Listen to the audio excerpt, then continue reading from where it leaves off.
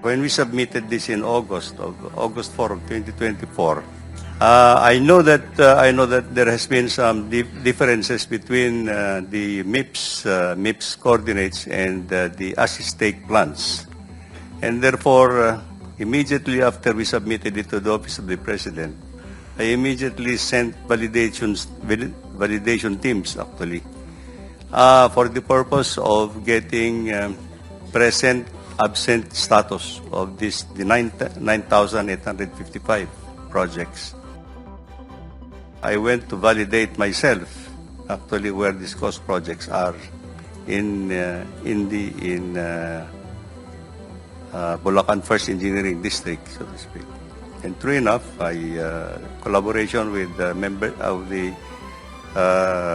officials of that district and the regions, I found out that there had been some ghost projects in that area. And immediately, Mr. Chair, I went to the President, and I was the one who personally reported to him actually the potential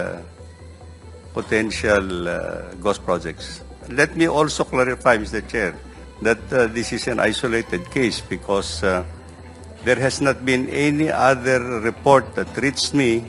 Pag mali yung grid coordinates na sinabit, siyempre, lolobo yung ghost projects. Kasi pag pinuntahan yung grid coordinates na mali, wala makikitang project, ire-report na ghost. Hindi ba? Yes, Mr. Chair. And so, yung credibility ng sumbong sa Pangulo website will suffer. I told them to tell to the Secretary na bakit ganun, na bakit naman yung na-submit po na datos ay ang MIPS data. Hindi naman po yun yung actual project construction. Malaki po ang diferensya niyan doon po sa datos ng planning. Kasi minsan po sa loob po ng isang taon, nagbabago po ang linya ng ating mga ilog eh. Alam nyo, Mr. Secretary, i-disclose ko lang, noon ako unang napikon sa inyo. Because you were undermining the work done by my staff. Mr. Chair, basically, the presentation just shows na meron nga pong variance between the MIPS coordinates, yun nga po yung sinabit ng plano, and yun pong actual implementation. Now, kung bakit po meron ganong difference, yun po yung aming mga nireforma para nga po mabawasan yung mga ganong human interventions, no? And kung buong justified po ba yung pag-urong ng coordinates or duman sa proseso, that is something that we will have to investigate. Ngayon po, Mr. Chair, dun po sa tanong nyo kanina, kung yun po ba sinubmit deliberately, of course, ayaw po namin, we're not in the position to answer that. Perhaps Secretary Manny Bonoan, who submitted those. Yes, I understand. Ang tanong ko is, yung nag-random sampling lang kayo, di ba? Ilang projects out of the 30,000 all over the country, ilan yung nakita nyo sa random sampling para ma-establish ang pattern? Ilan yung tumama, ilan yung namali? This is important Yes, kasi kung ang percentage ng mali na-overcome o na-overwhelm yung tama, may pattern yon. Pero kung halimbawang sa 10 na random sampling ninyo, isa o dalawa lang yung mali, then there's no pattern. Maybe inadvertent yung omission. Yes, sir. To me, as an investigator, Yes, that's sir. important. So, anong percentage ng mali against the tama?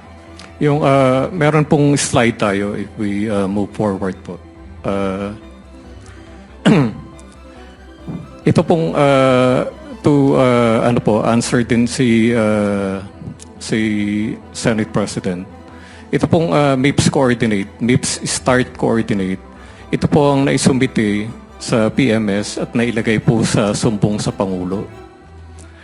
And the only reason po kung bakit 337 projects lang po ang sample natin is because ito po yung actual na napuntahan po nung ating technical ng mga engineers po natin.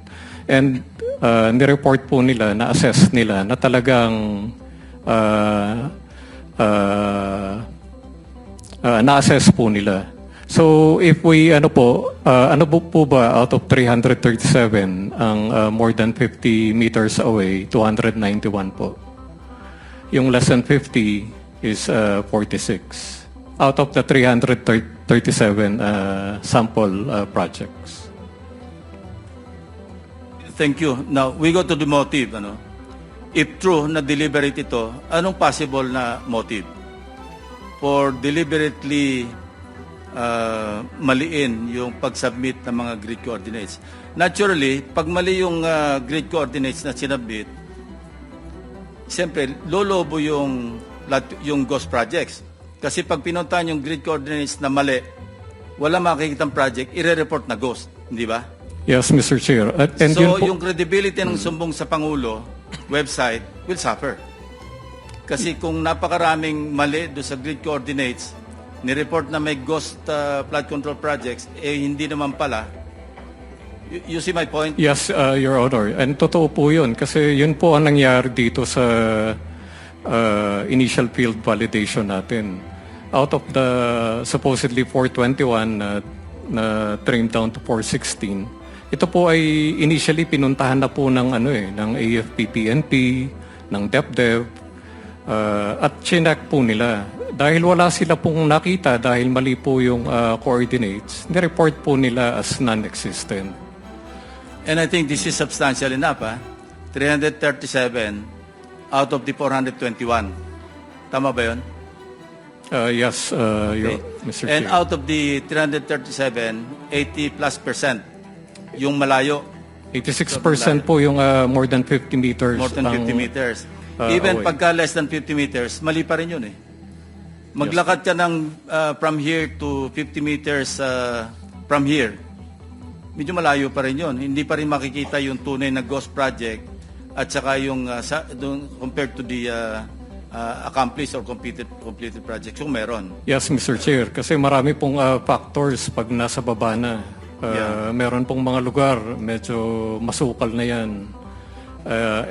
And kung talagang mag-deviate ka lang by a few so many meters, hindi mo talaga po makikita. Now, next question. Who signed the submission ng mga grid coordinates sa PMS? Mr. Chair, we were trying to to backtrack yung official communication to PMS, and unfortunately po hindi namin makita. Pero Dalawa kasi ang punto rito, yung nag-submit, nag-sign, at saka yung nag-prepare. Under Secretary Bernardo, you were USEC for operations. Can you contribute to the discussion? Kung ano yung flow? Kindly walk us through. I'm sure present ka nung dinidiscuss ito, hindi ba? Mr. Chair, nung pong submission na yan, I was on leave na po. But I know something about it. Mr. Chair, I think before the submission to the PMS, they were collecting data from the district engineers and from the regional directors. The department is collecting those data. And of course, the regional offices and the district engineering offices submitted coordinates do sa PCMA po, in accordance with the Survey 123. Yan po yung ano namin. Kasi these were actual project construction po na ginagawa. So yan po yung nare-record namin. Only to find out later that the submitted data po sa PMS was MIPS data. MIPS, yun po yun. Yung MIPS data po, yung sinasabi po ni Yusek Bisnar. Tapos po, I kept on, because I was on leave on that time, so I was talking with my regional directors. Elaborate, ano ba yung tawag yung mixed data? Ano yun? Multi-year... Mixed or mixed? MIPS po. MIPS. MIPS, sorry. Apo, sir. Sorry po. So, yun po yung dinidiscuss ni Yusek Bisnar kanina. So, I talked to my regional directors and district engineers about it, and I told them to tell to the secretary na bakit ganun, na bakit naman yung nasubmit po na datos ay ang MIPS data, hindi naman po yun yung actual project construction. I mean, if we are trying to find out, of course, yung mga flood control projects, malaki po ang diferensya niyan doon po sa datos ng planning. Kasi minsan po sa loob po ng isang taon, nagbabago po ang linya ng ating mga ilog eh. So yun po, kailangang maging sakto. And I kept on saying na hindi pwedeng mabigyan ng maling coordinates. Kailangan makita natin yung actual bago natin ma-inspection po at makita talaga kung ano talaga yung existence ng projects. That is why, nung po una rin ako dito, sinabi na banggit ko na rin po yun noon dito nung na-invite niyo po ako nung first time. So, ang akin po, ala naman po akong ano doon sa kung it was wrongfully submitted or may intention. Basta ang akin lamang po sana po while the data was submitted only to the PMS, bakit po may mga naiwan naman pong mga tao doon na bakit po hindi kinorek? During the time ay pinasabihan ko po na yung po actually meron pa po mga tao ngayon na nandoon, including the QAU, who were, I think some of those QAU members were also contributors to the inspection. I mean, sila rin po nag-verify noon eh. Bakit di po nila sinabi na mali po yung dahil ang nabigay pong data doon sa nag-inspection, MIPS data rin po. Nung una po na, I think nung naggawa po si Secretary Manny Bonoan ng mga mag-inspection, ang nagbigay po ng data from planning, yung pong MIPS data rin po ang binigay. So sabi ko, talagang maraming makikitang ghost projects dito at hindi mabe-verify talaga yung actual project na nagawa po. Yun po, Mr. Chair. Yes, Secretary Bonoan, you may respond. Thank you, Mr. Chairman, Your Honor. Let me backtrack a little bit, Your Honor, on the submission of the projects that we submitted to the Office of the President. See, as directed by the President during his SONA, he directed actually the Department of Public Works and Highways to submit at the earliest possible time the list of completed projects, flood control projects from July of 2022 up to May of 2025. So with that, we had very little time actually to go through all the data. And on August 4 of 2025, we submitted the list of projects numbering, I think, about 9,856. 9,856, but there was a correction of one project, so it became 9,855 projects. Truth of the matter is, because of the time constraint that we have to submit, I instructed the late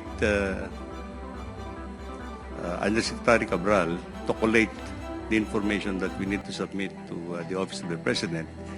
And because the Planning Service has a record of projects that had been completed already, Mr. Chair, under the MIPS,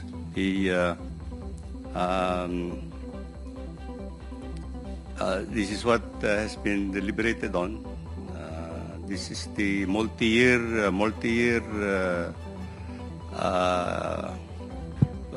program scheduling. And MIPS coordinates, for that matter, Mr. Chairman, is actually a locational MIPS. It's only a locational MIPS. There is a difference between a locational MIPS and a coordinate of what as stake.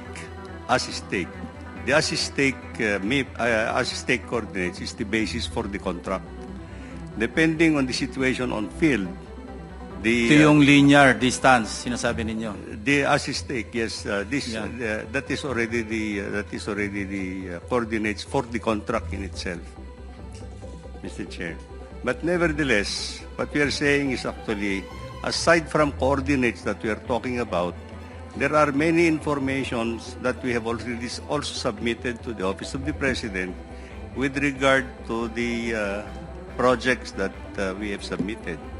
We have submitted where the project is, which agency or district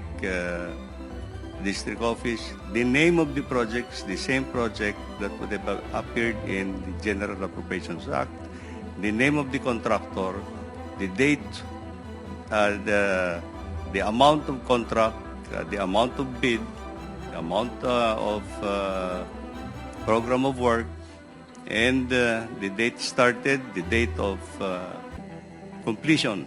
So all this information has been included in the submission to the Office of the President, Mr. Chair. So the coordinates is just one of the data that is included. So there are many other data that you can validate actually the existence of the contract in itself. In fact, Mr. Chair, when we submitted this in August 4 of 2024, I know that there has been some differences between the MIPS coordinates and the ASIS-TAKE plans, and therefore, immediately after we submitted it to the Office of the President, I immediately sent validation teams actually for the purpose of getting present absent status of the 9,855 projects. And in a week's time, there were reports already that were coming to my office, to the office. And it is only in Region 3 that furnished me a copy of possible potential ghost projects. And well, true enough that when I received this report, there are no other. By the way, Mr. Chair, there were no other regions that furnished me a or informed me of any other ghost project at that time. So right then and there, I went to validate myself actually where these ghost projects are in Bulacan First Engineering District, so to speak. And true enough, collaboration with members of the officials of that district and the regions, I found out that there had been some ghost projects in that area. And immediately, Mr. Chair, after my validation, I went to the President, and I was the one who personally reported to him actually the potential ghost projects at that time. Let me also clarify, Mr. Chair, that my statement to the President is that I hope, Mr. President, that this is an isolated case because there has not been any other report that reached me, including in Bulacan area, where there are 3 engineering districts. And if it would have been a pattern actually in that district, then you can imagine there's only one that has reported presence of ghost projects. And so the President told me to start investigating the ghost projects. Immediately thereafter, Mr. Chair, I relieved all the personnel of Bulacan First Engineering District, and we started to undertake the investigations. But thereafter, during the investigations, including COA and everything, then I resigned in September 1. Your Honor, so that's the whole story. So there is actually a difference between MIPS coordinates and ASIS-TAKE plant coordinates, Mr. Chair. Admittedly, I think, if I remember right, I also discussed this a little bit with the President when I reported actually where the ghost projects are.